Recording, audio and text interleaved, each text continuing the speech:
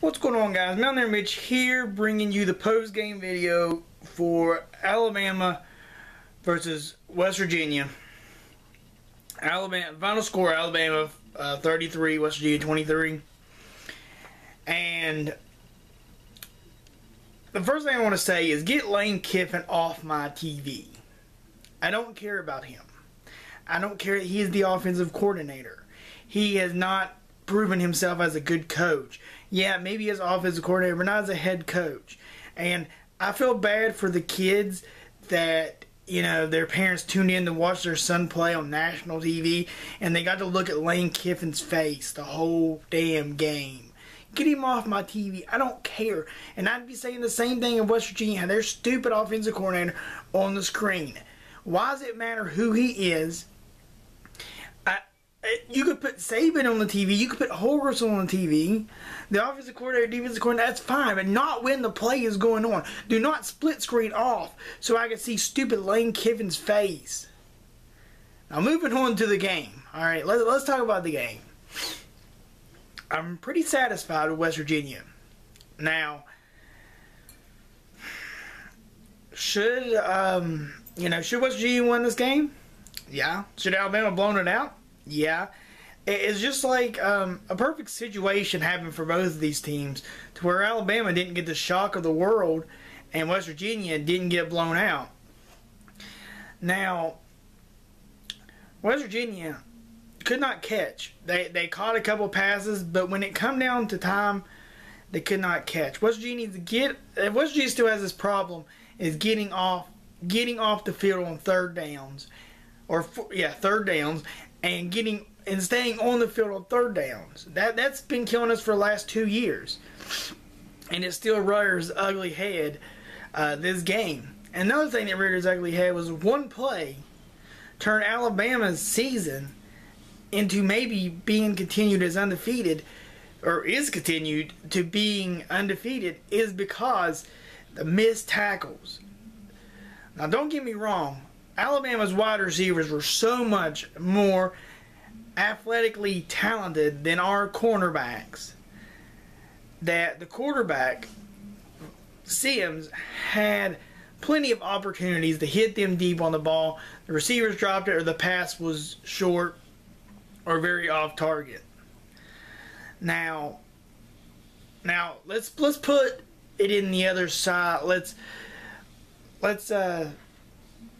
say that he hit those long passes. This game wouldn't even have been close. Yeah, the defense still would have gave up. Alabama's defense, which needs to get better, gave up 23 points. Well, one of the touchdowns were on special teams. But I don't know. I'm very satisfied with this game as a Mountaineer fan, and I believe that I should be. You know, I predict this game to be 43-21. Now, I didn't even think West Virginia would score 21. For them to score 23 is a lot better. West Virginia's defense wrapped up. They tackled. They gang tackled. They did things they didn't do for the last 2 years, especially on defense. Clint Trickett made throws that were on point, on the money, Geno Smith type throws. No really mistakes from Trickett. The one with the bad snap over the top of the head. But West Virginia, the reason West Virginia lost this game, I'm going to give you 3 reasons. The drop passes, the penalties, especially in the second half. You can't give up that many penalties and drop passes to a great Nick Saban's team defense. And then missed opportunities. We had the ball on the 5 2 times and could not count it. You could not get touchdowns out of them. And you can't outkick Nick Saban. I'm sorry. He will put points on the board. Now,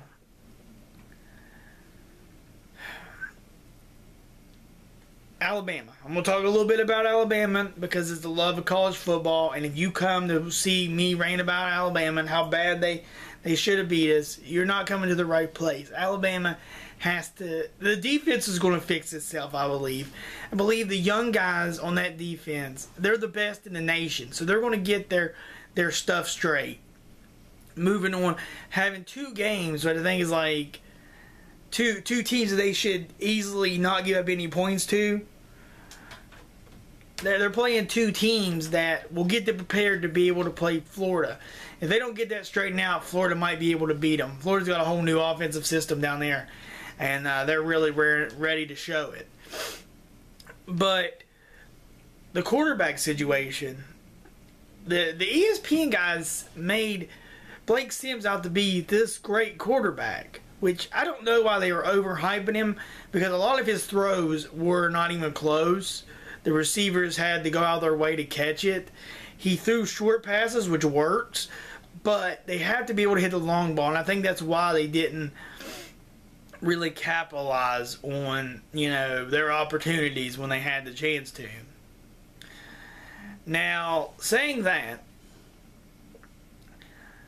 do I think Alabama deserves to be number 2? In my pregame video, I said number 1. Now, number 2, maybe, but they had to get those things fixed. Does West Virginia deserve to be recognized as playing with one of the best teams in the nation? Yes.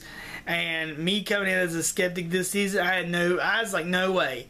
Now, if West Virginia, this is the problem I have. If West Virginia, I'm afraid that West Virginia thinks that they're done. They did the best they could against Alabama. Their season's over. They have the rest of the season to work on. And if they end up running the Big 12, which is probably not going to happen, and I'm just putting my high hopes, because if they play like they played against Alabama, they have a good chance to be in the number 1 or number 2 spot in that Big 12. But they have to play like they played against Alabama and have the hype and the willpower to play like they played against Alabama. Now, I'm afraid playing Townsend is going to be like, okay, we're going to come out here and beat this team. Can't sleep. Can't sleep with nobody this year. Nobody. And maybe, I mean, and the one thing Nick Saban does well is he got on to, you could tell he was mad at halftime. You could tell he was mad in the first quarter whenever they kept on showing stupid Lane Kiffin's face and he had his arms folded. You know, he was mad, but he coming on there fixed it. There's no more, you know, touchdowns given up. Now, defense still needs work, but, you know, that little pep talk he gave him at halftime really helped him out. Quarterback situation from Alabama, I don't understand why it's still in question. Blake Sims, he did struggle a little bit with his throws, and I think those will come in time. Maybe this year, maybe not be the best, but those athletes they have at wide receiver really helped him. And those two running backs, Yeldon and Henry, just, you know, pounded it. And, you know, Yeldon does his thing, you know. And I said in my pregame video that they had to do that. You know, they're going to do that. And we really slowed down the run.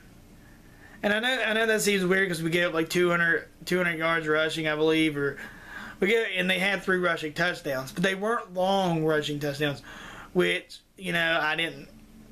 And there wasn't no real big plays. Like, Alabama did what they do well and just manipulated down the field and scored those points.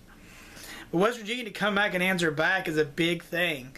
Yes, we didn't really score anything in the fourth quarter, but we were still in there and still fighting. The up-tempo, it wasn't.